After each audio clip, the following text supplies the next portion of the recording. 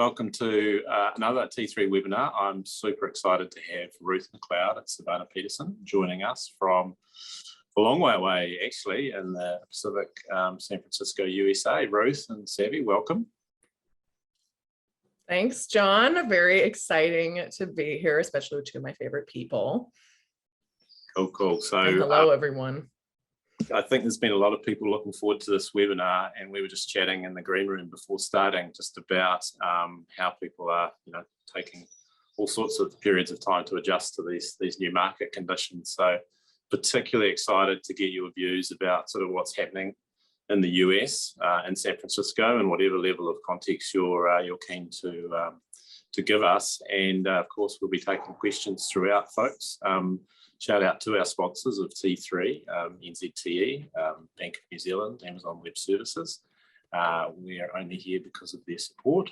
And yeah, I might just get each of you to just give us a quick summary of who you are and what you're up to, and then we'll rip into things. And folks, if you want to ask a question, please do use the Q&A on Zoom. The chat is also open for I guess, more comments, but if there's something specifically you want us to cover, I'll be monitoring the Q&A, and we can get to that as we go through. But Ruth, tell us a little bit more about what you've been up to and yeah, who you are. Kia ora, John, and tēnā koutou. I'm Ruth Macleod. I'm the Trade Commissioner based in San Francisco for NZTE.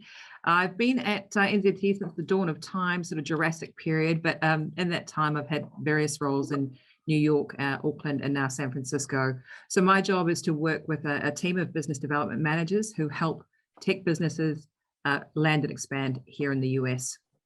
So that's me, and I have the delight of working with Savvy, as wears many hats, but works closely with NZTE as a Beachheads advisor. So thanks for being along here today, Savvy. Hello, thank you, Ruth, and for that warm little introduction. Oh my goodness, hey Mike, what's up?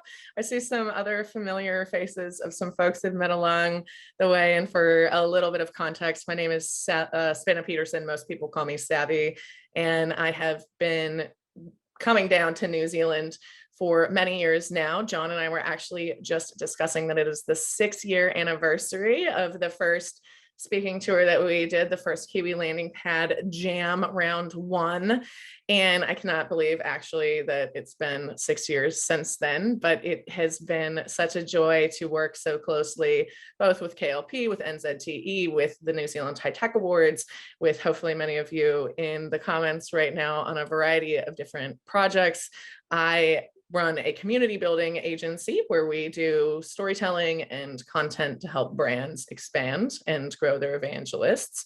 But I work very largely and specifically with New Zealand companies as they make their journey, not only over here to San Francisco, where I am currently sitting, but really anywhere they want to go in the world.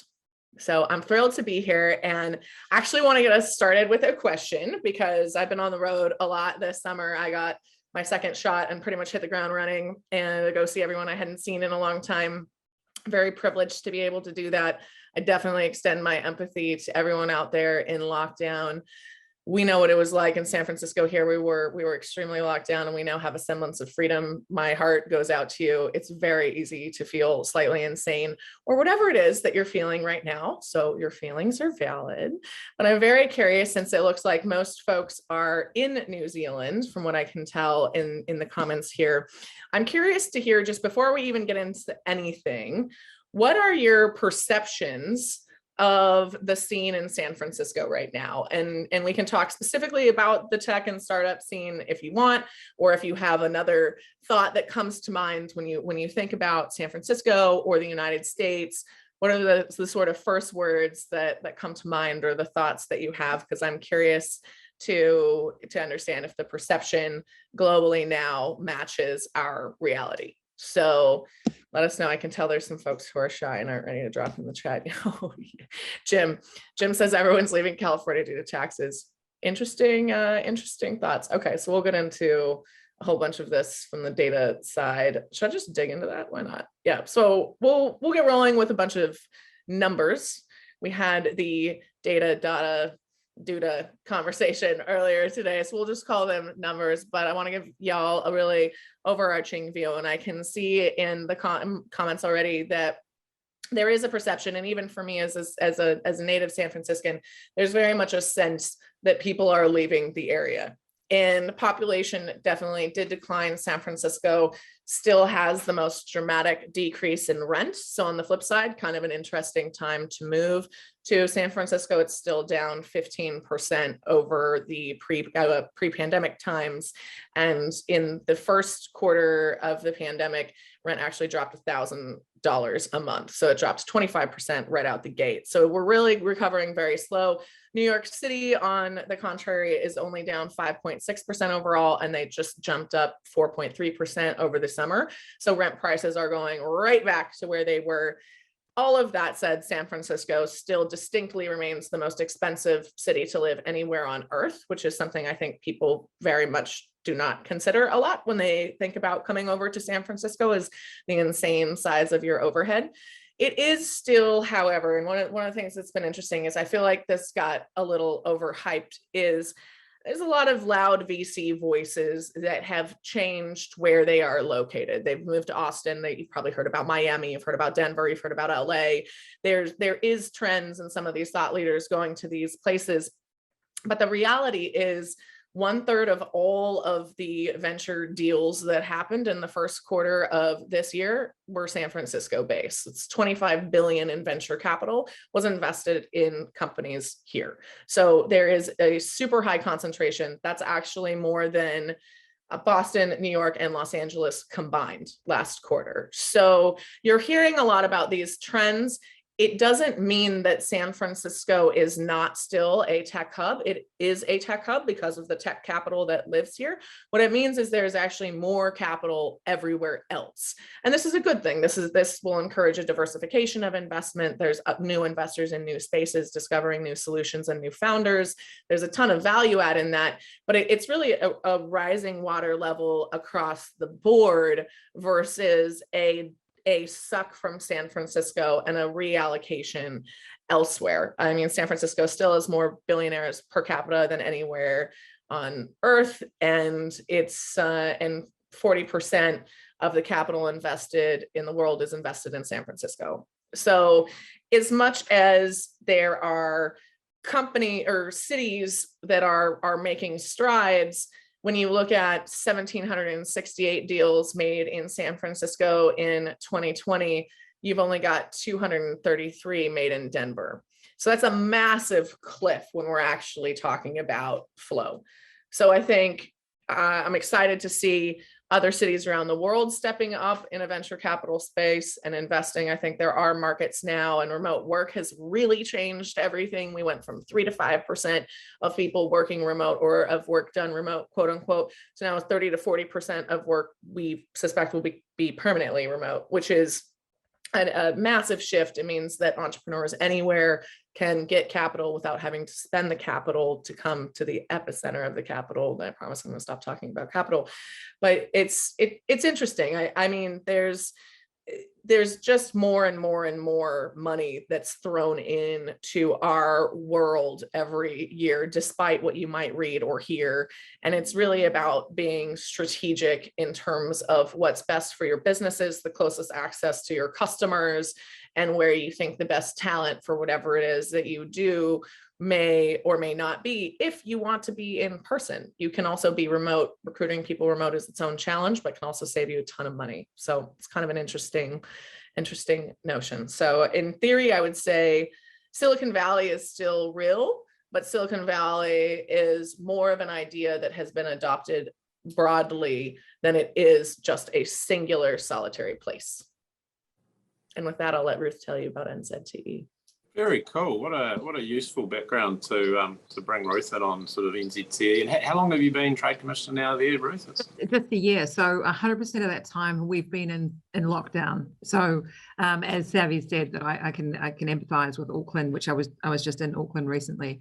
But the entire time I've been here, I haven't met anybody in person. I've only met 2 of my 6 team members in person. So wow. That's still the norm. And I'll pick up on some of the threads of what Savvy was talking about. You'd have heard that Delta delayed the return to work. So a lot of companies were looking to go back and starting to get people back July, August. August, September. Delta came on like a freight train. People are pushing that back to January. But as Savvy said, hybrid's here to stay. So all the big tech companies are talking about, Google, for example, has got a 3-2 model. So 3 days in, 2 days remote. Twitter and Facebook have said a good percentage of our teams are going to be fully remote. So hybrid, absolutely here to stay. What we're seeing is employees, as we'll be seeing in New Zealand as well, no doubt, employees are expecting that flexibility. They've carved out some sort of work-life balance through COVID or not, depending, but they definitely like that flexibility. So employees are demanding flexibility. Employers are grappling with how do we accommodate a hybrid or fully remote workplace? And thinking about New Zealand, we've always had to manage that. We're managing our teams remotely if we're in New Zealand. So is it a level playing field? I'm not sure, but everyone's trying to figure out how to collaborate and build culture remotely, because that's the new normal. The other thing that's happening, and you'd have read about this, and it's definitely happening in New Zealand from what I can tell, the talent shortage and the labor shortage in tech. So 5% increase compared to last year on resignations in tech. So a lot of job hopping going on. And I was chatting to CEO of a Silicon Valley firm here, not a New Zealand company. They employ around 400 people. They have 50 dev roles open at the moment. So the labor shortage is real, and salary and incentives are rising. I guess the other thing that we're seeing here in terms of the environment, no state is looking at the pandemic in the same way as you'd have heard. Texas, I don't think the pandemic ever hit Texas, I'm not sure.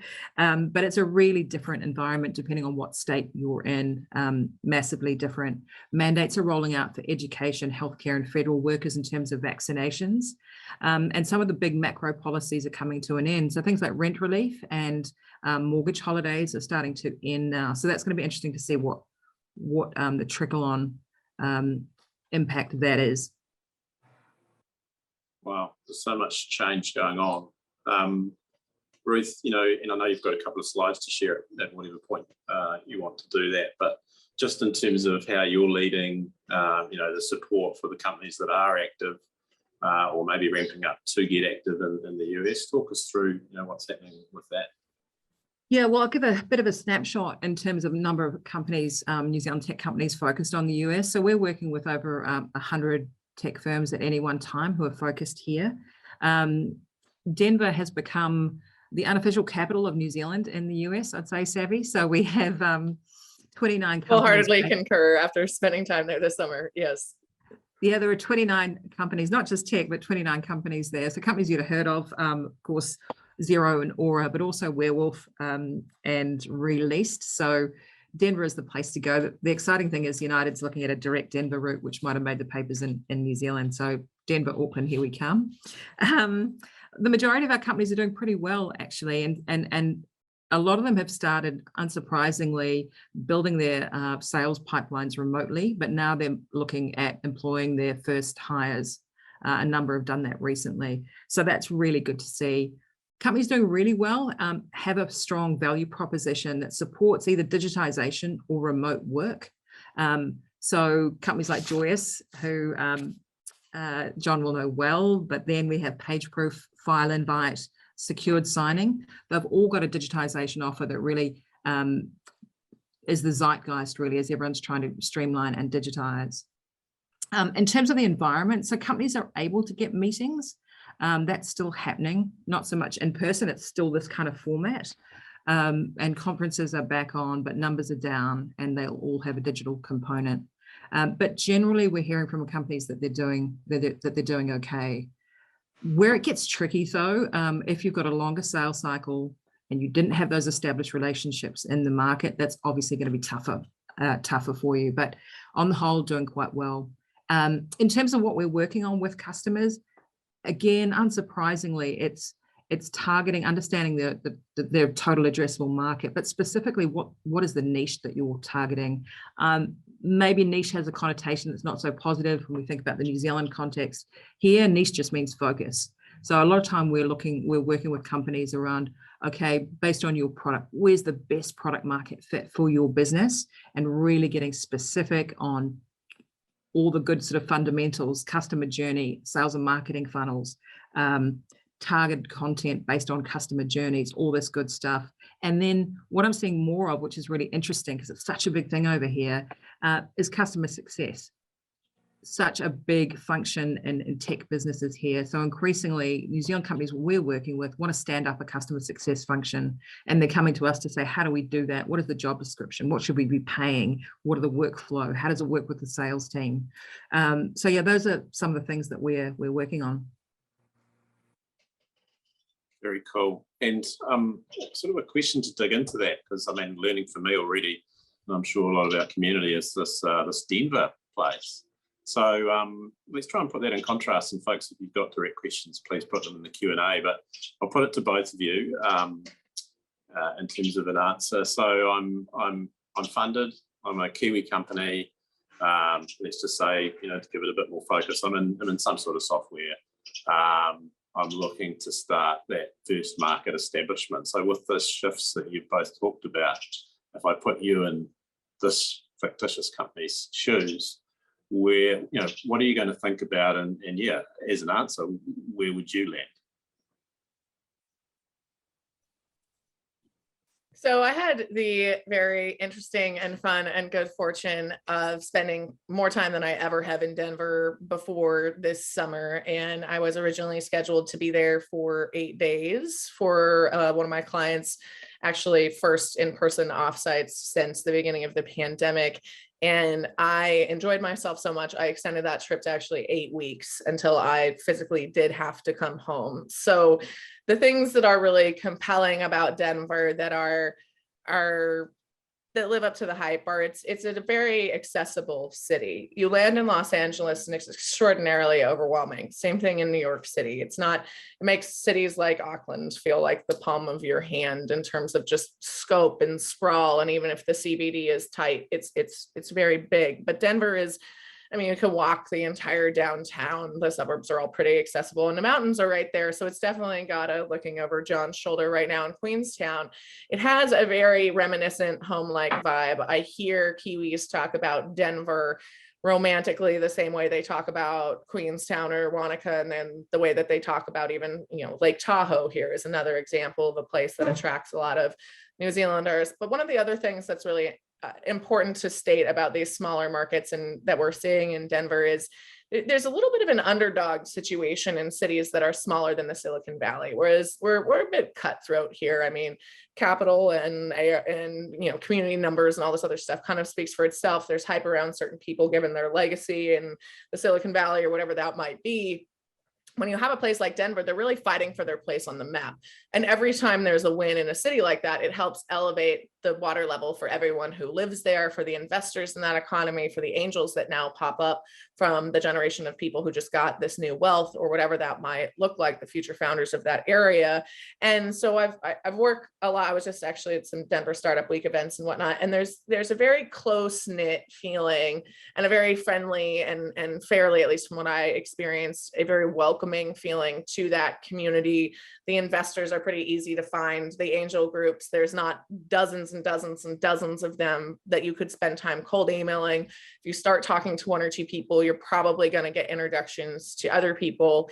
And the cost of living and whatnot is dramatically different than if you're living in a San Francisco or New York. I mean, it doesn't even pop up on the most expensive cities at all, really, in the country. I mean, I'm sure rent's risen there relative to what it used to be, but you can live a quality life near a city center, near a very large international airport, which is critical, even if it's not going direct to Auckland yet. But you're kind of right in the middle of the country. And I noticed this advantage even spending more time there, having spent all my time on the flanks largely, is that it's very easy to schedule with New York. It's very easy to schedule with the West Coast. It's not that hard to schedule with New Zealand. You're 4 to 6 hours ahead, depending on how the time zones are in a given time. And you're also kind of that same 6 from Europe, 4 to 6. So you're straddling the gap of the world in a lot of the major markets that New Zealand companies go to first in a way that I think is really efficient, while you're not spending as much of your venture cap in a place where if you need to get to a venture capital hub, you're only 2 hours from SF, you're 3 hours from New York. It's a pretty easy pop over, and actually a very affordable one given the scale of the airport. So when I look at climate, it's really, how hard is it for an inbound international startup? It's how well networked is the nest they're dropping into. Both organizations on this call obviously do a lot of work to make that happen. I personally try and do a lot to make that happen. But how easy is it to integrate and become a part of that ecosystem is another thing. And becoming someone in the Silicon Valley, I have busted my butt for a decade to make some sort of wave and ripple in this world, if anyone else would even call it that. And it's so much more work to stand out. Whereas in a community like that, you do the right thing, you meet the right 30 people, then you know the 100 people that you need to know to literally know everyone to make what you need to have happen. There's also a lot of infrastructure support. The state of California, for example, is not going to support your startup. There's no like secret cool fund that Gavin Newsom has that's cut me a break as a female founder. Whereas Jared Polis, who leads Colorado, has a very open mind to business. He's very socially liberal, but extremely business, I would say progressive in the way that he looks for ways to stimulate not just Denver, but the regional economies throughout the state and the different sort of little microclimates that exist as a result of that. So, I mean, yeah, I just dropped a resource in. I want to circle back just so that what I put in there makes sense. Is I just dropped in GitLab's all remote handbook. It is my favorite tool in the world for really anything you might be thinking about as you're making processes better or more efficient, or even just happier for your all remote team. It's put together by Darren Murph, who is their head of all remote. He's a personal friend of mine, and GitLab's story is really interesting. I've been working with them, so shameless plug. I mean, yeah, they're a client, whatever they hire me to speak to, but that's not what this is about. I've just gotten to learn about their business model intimately, having worked with them pre-pandemic, and they've always been all remote. So, and I run an all remote company as well. They have 1,200 people. They had 1,200 people at the time. I have a team of 25. It's very different scope. However, both of us share the same sort of joy, story, and processes, just at different scale. GitLab's documented it a lot better than I have, certainly for my team. So I really do encourage you, click that link, bookmark that page, and go back and revisit that as you're navigating this adjustment.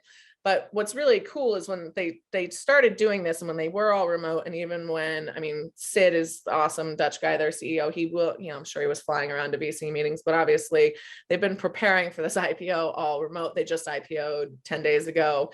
And they're the first all remote company to IPO. They're also the first all remote unicorn, and they came out valued at over $11 billion. So if we're talking about the, I mean, file under hottest companies to watch in my personal opinion, but also if one of the biggest breakout IPOs, one of the biggest moments of this time period is coming from a company that has been leading the thought leadership around all remote and totally practicing what they preach by scaling their team, and they're one of the happiest places to work in America, voted every year as well, then there's something to it. Then there's not really an excuse. One of the things that I find people, I promise to stop this monologue after this. I find sometimes when I talk to folks, there's this perception that if I just get to San Francisco, this thing will happen. Nothing happens when you get off the airplane here. I mean, it's beautiful and you feel the nice salt air, but there's no keys to Sand Hill Road, and there's no really simple path for doing whatever you need to be doing. And especially if you are unfortunately less portable than you would like to be right now, take this time to reach out to people on the internet. Everyone, even still, I mean, we're moving around and we're back open, but we're not crazy back open to the sense where we're not still responding to different messages. And we understand that the world's in a different place. So it's not, yeah, it's a good time to engage. Oh, we're getting some fun questions. This is great. If I play that back, in fact, it is not true that when you get off the plane, the pavements are covered in gold and there's just a bunch of VCs standing there with signs saying, come talk to me. I want to invest in you. Come see. Who would have thought? I mean, I think that's great. I mean, Ruth, your view?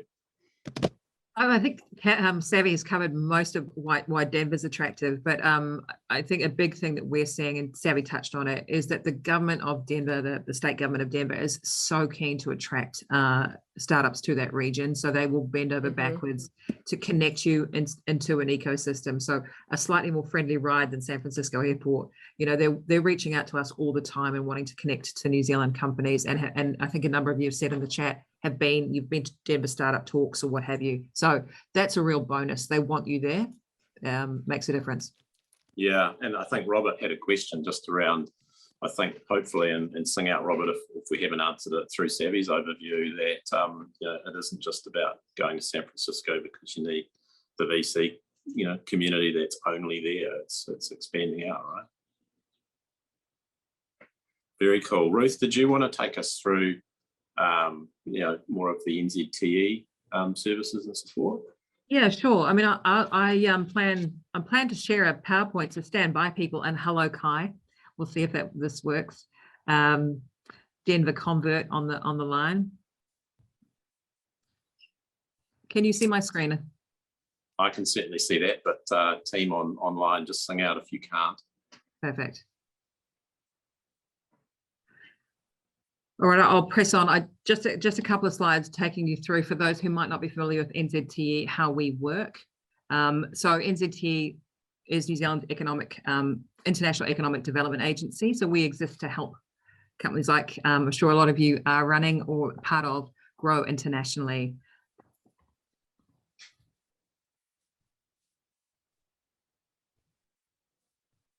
Sorry, just one moment. Talk amongst yourselves. No, don't.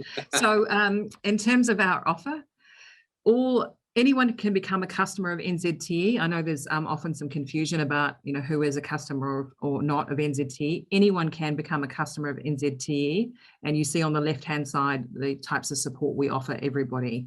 So that's access to My NZTE, which is our digital platform, access to our investment services. So that's if you're looking to raise capital in the future or wanting to look at your funding options or be connected to an investor either in New Zealand or internationally. That's where our investment team kicks in.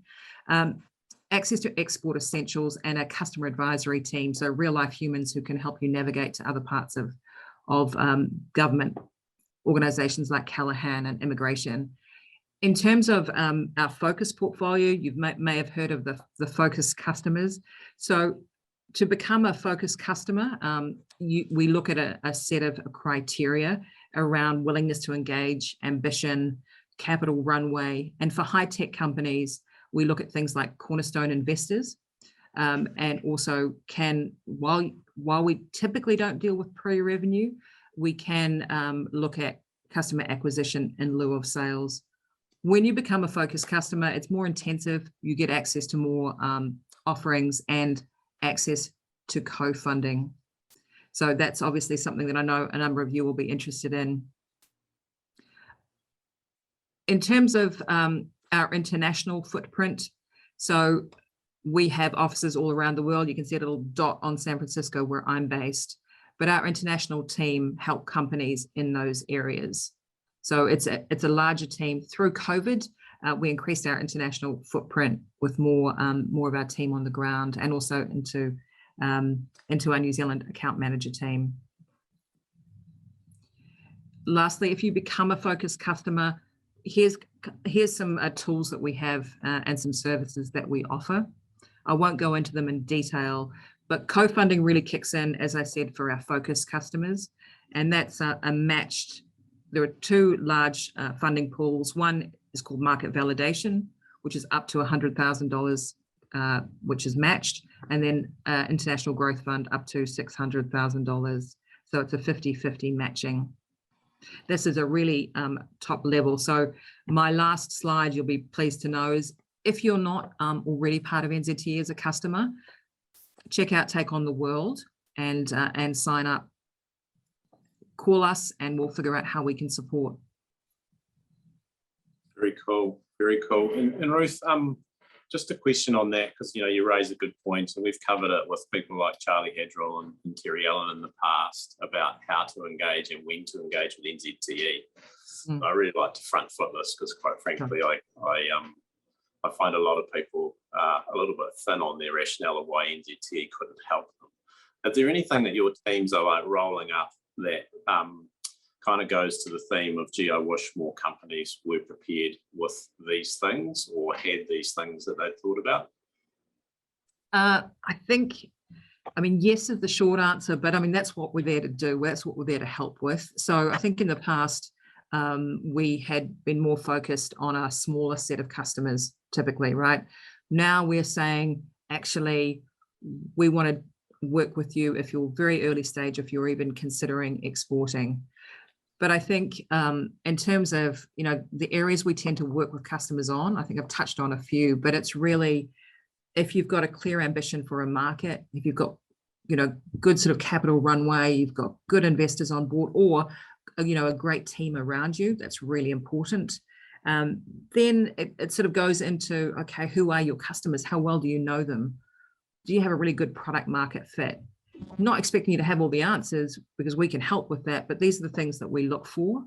And how are your sales going? How's that pipeline? What's your top of funnel look like? So all the things that you'd be looking for as an investor, I guess, we also look for, but the difference is we're there to get alongside you and help actually build these things out through our Beachheads network as well. So Savvy, as I mentioned earlier, is part of the Beachheads program. So we've got a lot of experienced people that have run businesses themselves in these markets, and they're there to help.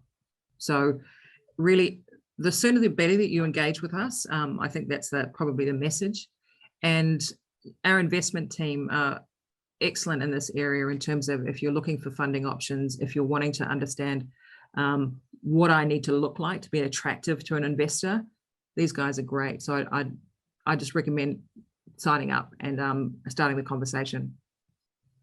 Yeah, very cool. And for those of you who joined us a couple of weeks ago with John Wickstrom from Magic Memories, I mean, you certainly saw a very strong supporter of the services that company, which, if you watch the webinar, has been through some big ups and downs around COVID, has received from NZTE right from an early stage. So it's a fantastic service and really positive towards the ecosystem and getting people out global.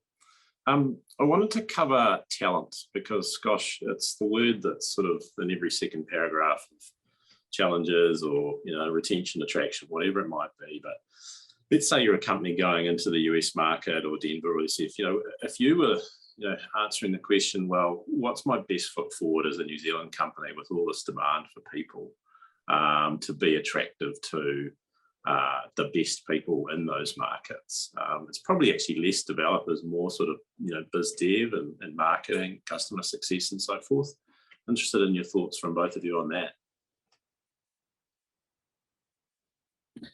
First thing that comes to mind for me is lifestyle. So New Zealand is always revered. We've talked about this on every jam, but the perception of New Zealand is something that actually works to its benefit externally and globally. And the reality is we're amidst what's called the big quit or the big resignation here in the United States. We've had more people walk away from their jobs and more job openings really than ever in the last few months. They expect this is going to continue. There are over 40% of workers right now are considering a change, and that same percentage roughly would walk away from their job if they don't let them continue to work all remote.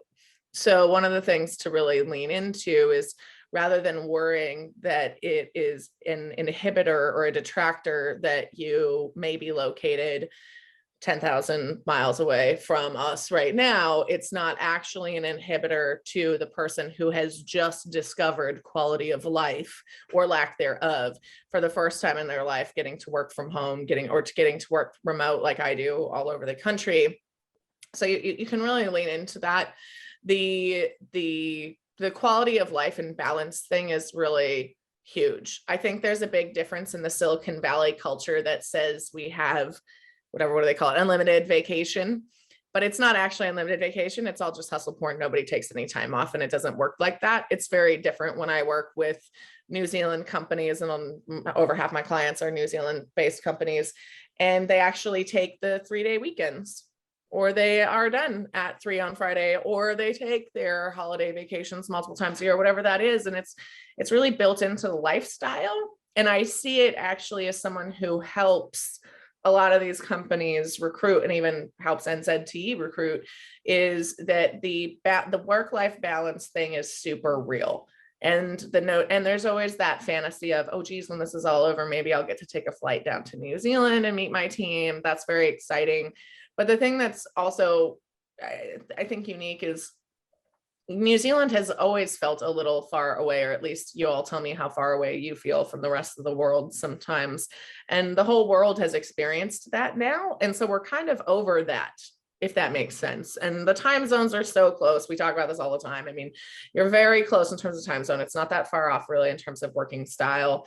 And I think people are a little confused, transparently, in terms of what's going on with the New Zealand border situation. But especially in the beginning, I mean, New Zealand shone in one of the best lights of any nation on earth out the gate. And everybody was jealous of me having ties to the New Zealand government and me having ties to New Zealand companies and being an Edmund Hillary Fellow. And there's so much to take advantage of there. So I think don't be you're not going to win by writing the same job description that sounds like every other job out there. Win by standing out and looking for the right characters and do what New Zealand does best, which is sort of be this incredibly delightful and slightly quirky, wonderful place. So be your wonderful selves. Ruth, your thoughts? Yeah, not much to add, except to, I guess, dial up the culture aspect. So alongside the Great Resignation, people have experienced this work-life balance, or not. You know, not everyone has been the same in that, but a lot of people have. And culture, you see it talked about, you see it so much here. So dial it up if you can. If you've got a good culture, dial that up, because that's a winner, in addition to what Savvy was talking about the New Zealandness. So, and I think we're used to having to manage our teams remotely. That's what we've always done. So, you know, let's take advantage of that. We might be slightly ahead. You never know. We might be slightly ahead. We've had to do this for a long time. Yeah, that's a good point. Folks, we've got about 20 minutes to run. So if you do have any other questions, we'll take a look at those in about 5 or 10 minutes. But I guess just on that point about, you know, we've just down here doing office hours across a bunch of places, and a lot of founders are asking, you know, what has changed, if anything, or when is the time where, you know, we're much more aware of a remote world. You know, as you were saying, Ruth, you really haven't even seen your own team given the situation within San Francisco. So, you know, there's that adage where you really need to be in front of your customers physically to make that initial difference, or, you know, stand out, you know, to some of the aspects that you talked about, Savvy. So in the new context, when do you think that actually becomes an issue of, gee, you know, I've kind of got to roll the dice to move to the next level forward in the US by getting on a plane and being there, and obviously having those immediate consequences, which is a lot of uncertainty about how long, you know, you will be there in terms of getting back. Just interested in your thoughts on that, because I think that's going through a lot of people's minds. Some are jumping on and just going, well, you know, it's a once in a lifetime opportunity, got to do it, got to take those risks. Where do you see that, given so much of the US is still remote as well?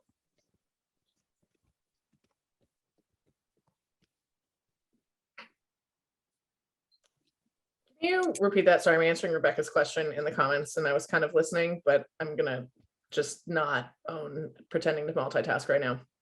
Okay, so the traditional decision about when is the right time, or when you have to actually get in person in the US now, given there's the variance about, you know, if you went over to San Francisco, for example, it sounds like you would just be sitting, you know, in your space and still pretty much with most of your customers in that context, unless you went to Denver or some of these other free states where you could actually have some face-to-face meetings. So how does that change the decision? Because, you know, for example, does it make a difference to say that I'm Zooming you from Denver when you're having that conversation with someone in Chicago rather than actually being there? Or you might as well just do that in New Zealand? I would say the Zoom proximity is pretty irrelevant. I think you're virtual or you're not, and you can literally make it look like you're anywhere.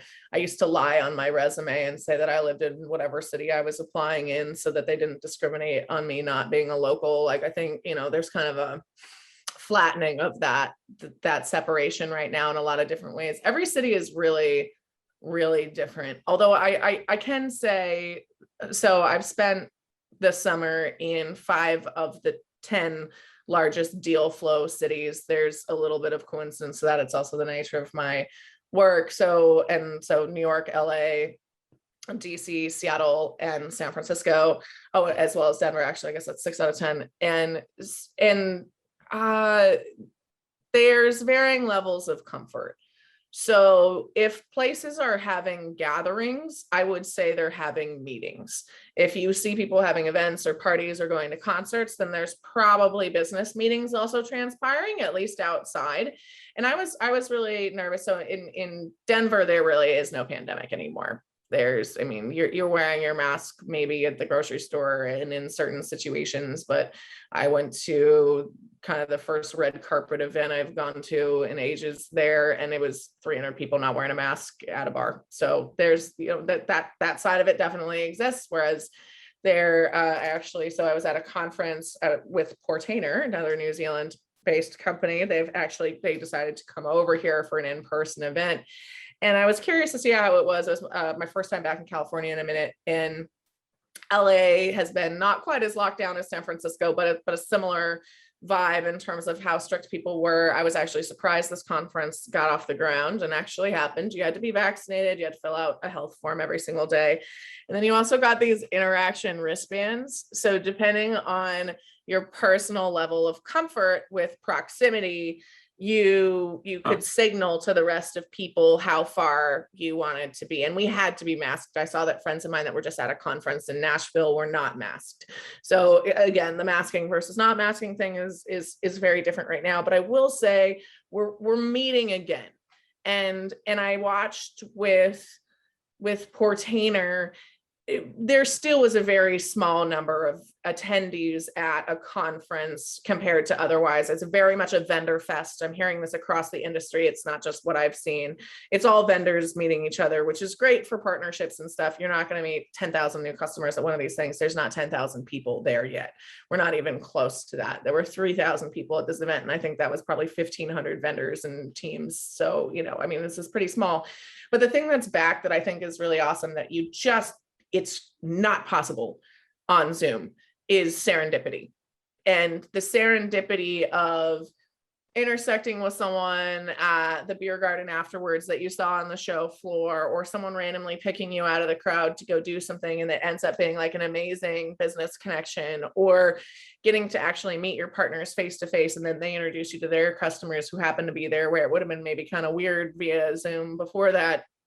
That organic serendipity is very, very important to business. I think it's a big part of networking, is that magic. And I think that we are pretty much across the board now. I'm curious to see how SF ends up being, but Outside Lands is happening. There are a bunch of Halloween events this weekend, so it seems like we're okay. But there's very much a return to, we need to be around people. The one caveat I will say, though, this is actually a super important distinction, and I'm glad I didn't think about it as a single woman with no kids.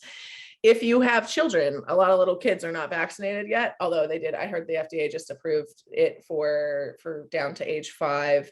But folks who don't have vaccinated kids are in a totally different situation right now. And it's actually still very scary and tough trying to manage my child going to daycare. And if everyone's vaccinated and if they get COVID, one of my girlfriend's daughters just got COVID as a little 4-year-old. So that it's tough. It varies. But in terms of the protocol, I actually saw this a little bit in the chat. In terms of the protocol, it's really just ask. Like, the nice thing is, like, we're talking about COVID the way we always should have talked about STDs with our partners. It's very much, this is where I'm at. I am vaccinated, or, I mean, I do know a few people that aren't. I am not vaccinated. Are you comfortable being around me? Or I am whatever I am in this particular situation. Or I'm waiting for my booster before I see people again, or whatever that is. But it's always okay to ask. I would say, don't assume. I would say, hey, what's your comfort level? That's usually how I bring it up. What's your comfort level with COVID right now, or how cautious are you being? You also never know who's really high risk. So it's important not to be like, oh yeah, now that we all don't care. Well, you don't know what health condition someone has. So I think that's actually a really sensitive thing right now too, is just being cognizant that everyone is different. And honestly, for me, sometimes on different days, it's different. There's a level of, wow, I'm feeling really overwhelmed in this tight space. I don't want to be around all these people versus, oh yeah, I'll go to this outdoor concert because I feel whatever that illusion of safety is. So, oh, Seattle, Henry, I can talk about that just super quick. So I went to University of Washington. I lived in Seattle for 6 years and I started a social media agency there back before that was cool in 2008. And Seattle has a super cool scene in terms of it's an amazing city for a lot of the same reasons that Denver is, except Denver has a completely just flipped ratio of sun than to Seattle. But the scene is less tight. It's more established. Like if you look at Seattle actually has quite a few deal flows. They come in number 5 on the list, but they have only half the deal flow of Boston. They have 257 venture capital deals that happened there last year compared to 1,768 in SF, 1,000 in New York. So it's got, like roughly okay, so quarter of the size of the scene in New York City. It's a fifth of the size of the scene in San Francisco. And it's fun, but the city is this, you want to talk about talent getting scooped. There are a lot of companies in Seattle in the same way there are in the Valley, but that money goes right back into startups that get scooped into either their startup then gets pulled into one of those bigger companies, or they just end up getting hired out because of how much those companies can pay, especially relative to the cost of living in Seattle. So it's a challenging talent market. It's definitely a vibe there. Yeah. Would that be true to say also, just to highlight the fact that in Seattle, it's not just, scaling startups, there's a lot of well-established, big companies, Boeing, probably not a good example, Boeing, but, Starbucks and so forth. So Microsoft. It's probably more accentuated, that talent problem.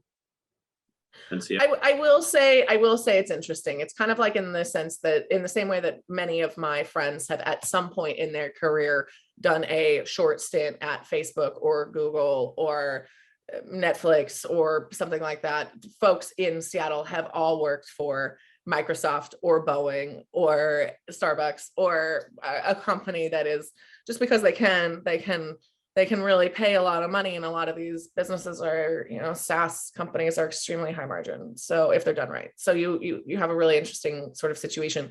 That said, the schools aren't exactly feeders to something to always think about with technology startup scenes is what is the university situation like in the city? Because that actually, not that everyone goes to school that does a startup, but there's a culture of creativity that comes when you have a consistent influx of young people in a city. In Seattle, actually, University of Washington is one of the largest universities in the country, but it is more known for business and medicine than it is for hardcore tech, say, for example, or like robotics. They have great departments in just about everything, but you're not going there in the same way you're going to Stanford. If you're going to Stanford, you're definitely going to be the best in whatever you're trying to be, but you're also, if you're going for anything that we do, you're going because your backyard is Sand Hill Road, where the greatest concentration of venture capital is on earth. So there's kind of like, I think there's something to be said for the Seattle ecosystem is just a little bit more mature. Rents had spiked there earlier too. The home costs were already quite high in Seattle, so it doesn't pull in the same way that an Austin does or a Denver does in the cost of living game. It seems like it rains a lot. It does. It's not just the volume of rain, it's the days of gray. Really, it's like Welly. Wellington really reminds me of Seattle in all the best ways and in all the most challenging aspects of it. Not much offense taken, Sammy. Not much offense living in Wellington. Kyle, I lived in Seattle for 6 years. I'm not judging you. I like sunshine. So we've got a few questions, and we are coming to wrap up time. Kyle, thanks for your question. Just asking, when it comes to hiring people remotely from the US, any new specifics or really different things around employment law and litigation on that front? Nothing new, I don't think, but the difference obviously hiring here is you need to be thinking about your benefits packages and your incentive packages perhaps differently very differently than you would in New Zealand. Some companies use employees of record over here who can take care of sort of the operational aspects of hiring people here. But yeah, it's a good call out, something to really investigate for your particular state you might be looking to hire in. Cool, thank you, Ruth. And then from Grant Johnson, thanks, Grant, for your question. SaaS product for small businesses. There's a strong Buy New Zealand Made sentiment, which is a bonus, obviously, in New Zealand. And in Australia, customers like the Australasian connection, but in the US, would we downplay our New Zealand credentials, or would that positive sentiment, I think, you know, you've both talked about a little bit, be something to build on, and they haven't yet launched in the US, but they do have some customers there. I think it's I'm going to give it would depend answer on who you're targeting and what floats their boat.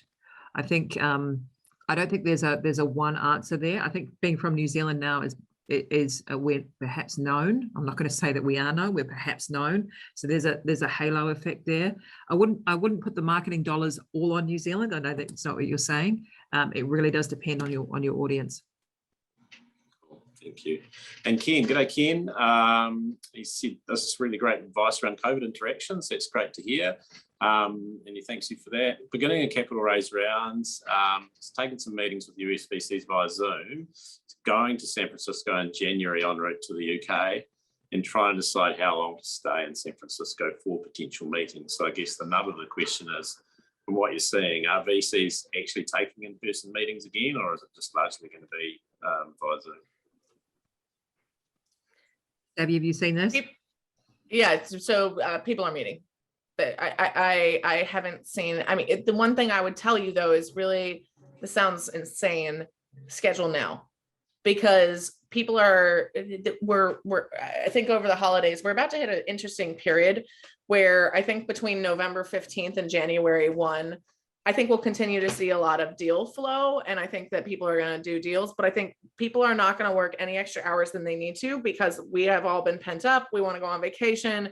A lot of people that I'm talking to right now, like this holiday season is a different holiday season because we just haven't had the chance. And not that Americans will ever be on the level of Kiwis in terms of the free time that we give ourselves.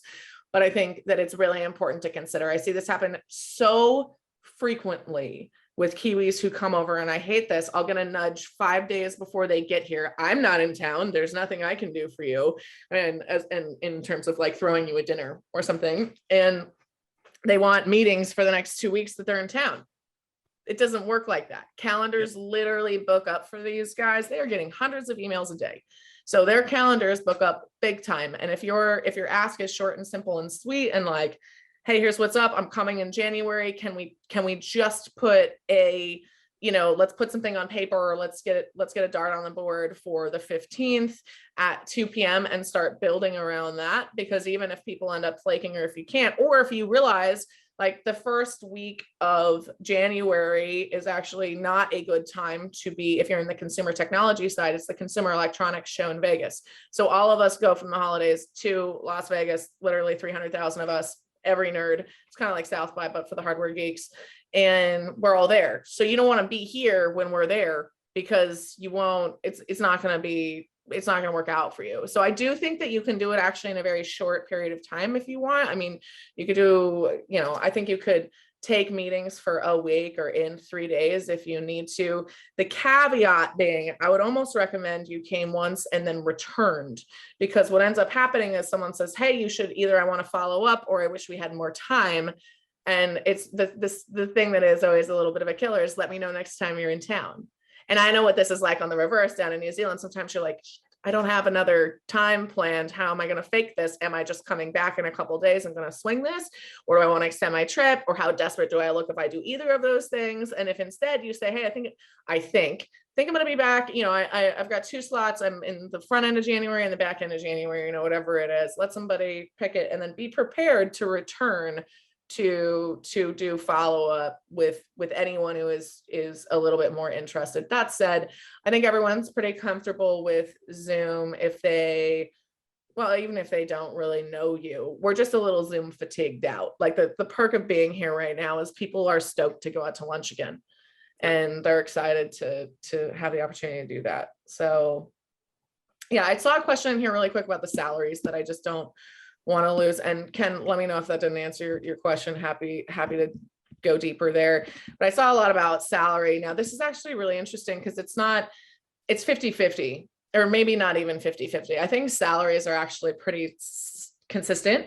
What's happening is people are either less attractive packages are compensating with heavy comp.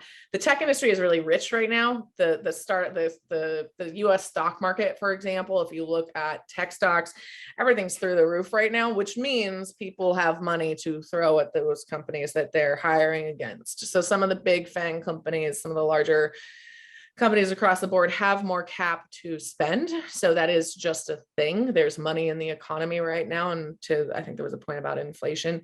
But on the flip side, a lot of companies now that we're going remote are figuring out a couple different ways to do this. So GitLab has a calculator. You can actually see it on their, I believe you can see it on their site. They literally have a salary calculator, your job, your level, your city. This is how much you're going to be making. They factor in cost of living. So if you want to live in New York, you will make more money. That's great, but you're actually not profiting more money per se, but you're getting to live the lifestyle that you want. And the inverse is also true. If you want to, I think actually a bunch of other companies, NZTE might even do this regionally based. Obviously your income may be different given cost of living. So I think that's a thing. On the flip side, I have always paid my team whatever they want to be paid. The way that I phrase it on the way in is what amount will make you feel valued. And I pay you that or more because I don't want you thinking about your salary. I want you to come work and do the best work of your life. And I don't care if you want to live in Ohio and make your Silicon Valley wage. That's your choice of going to live in Ohio. Good on you. That's great. Like pocket that, but we're going to charge, I'm charging Silicon Valley rates no matter where I live because the quality of work is at the level that the top VCs in the Silicon Valley expect. So it's less about the geography and the cost of living. It's about the quality of work and the knowledge base that goes into that and the access to capital and a bunch of other stuff. But I think people are relatively back. I mean, I'm seeing it too, even with clients coming over from New Zealand. It's really great to see them able to meet. They're meeting with Bessemer, they're meeting with their primary VCs, they're meeting with everybody again. It's a thing. So yeah, and it's newish, it's summerish. Yeah, cool. We're just about out of time. There was a real simple yes or no, I think, or maybe not simple yes or no, Ruth, around South by Southwest 2022, NZTE. Any plans? Not sure yet. We'll let you know. Sorry, that was the third possible answer. I chose it. Cool. I played the fifth. Yeah. Hey, it's been fantastic talking to you both. It's very clear from the chat that one, the people's questions have been really well answered, and two, that we've added a lot of value to people's thinking about either expanding in the US or actually going for the first time in there. So really appreciate it. I guess the last couple of minutes, any closing thoughts from you both? And maybe I'll start with Ruth.